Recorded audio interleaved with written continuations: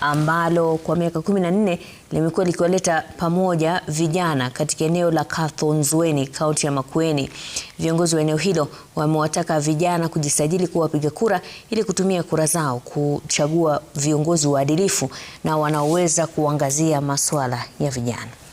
Hizo mambo na nguni kuwa na maguns wa wanasiasa hatutaki. Wao na mambo yao ya masomo, mambo yao ya michezo, na kama ni mambo ya kura wachukue kura. Wengi wako kadi, tumekuwa na registration hapa kwa hii shule, wamekuwa kiregister voter registration.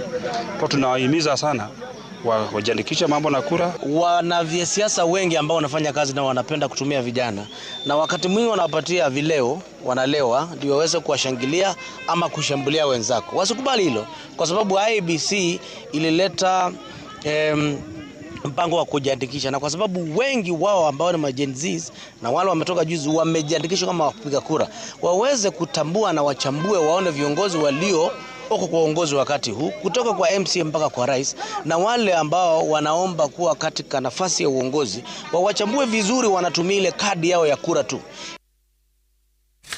Nao viongozi katika kaunti ya Taita Taveta wametakiwa kushirikiana na wamiliki wa shamba la kijamii la Kishushe ili wachimbaji madini wadogo wanufaike na rasilimali hiyo.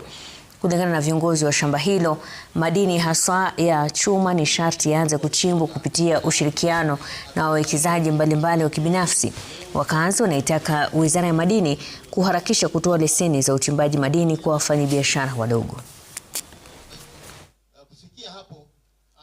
Hata baada ya huu mtambo kumalizika na tuangalie wanaendelea vizuri, bado wa kutengeneza glasi chapata wanangojea tu, kwa sababu tuna quartz nyingi sana hapa. Tunangojea tu hii, tukiona inaendelea vizuri basi na hiyo pia tuna release mara moja. Lakini kwa sasa tuangalie hii. Hatuna tofauti zozote kuanzia leo. Mliona vile mambo yalikuwa ule wakati. Lakini tukaja kugundua kwamba hatukuwa tumepata mafundisho. Kwa hivyo supervisory ilikuwa haijui mpaka yake, management ilikuwa haijui mpaka yake. Lakini tumefanyiwa training na hawa mabwana kina Gonzi na Mwadime.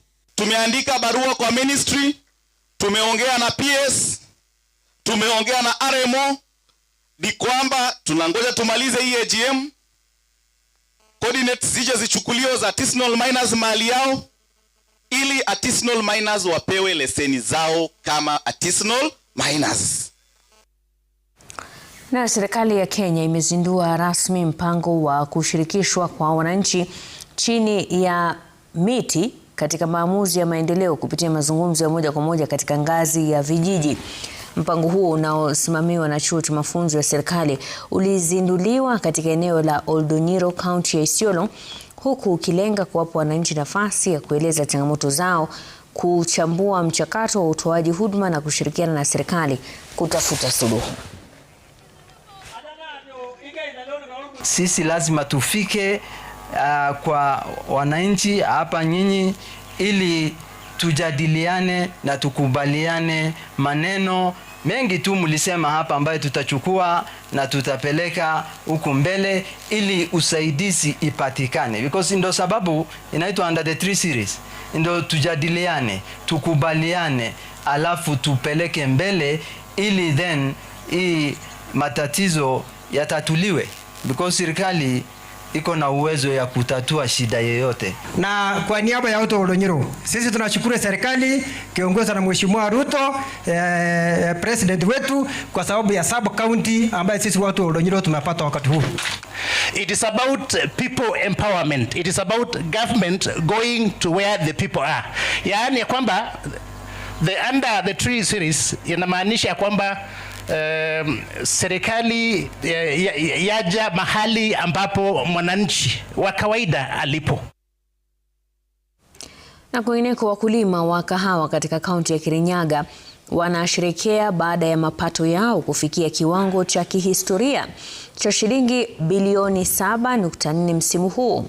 Malipo yalifikia kati ya shilingi 104 hadi 157 kwa kilo ya kahawa, huku wastani ukiwa shilingi 139 kwa kilo. Mafanikio hayo yanahusishwa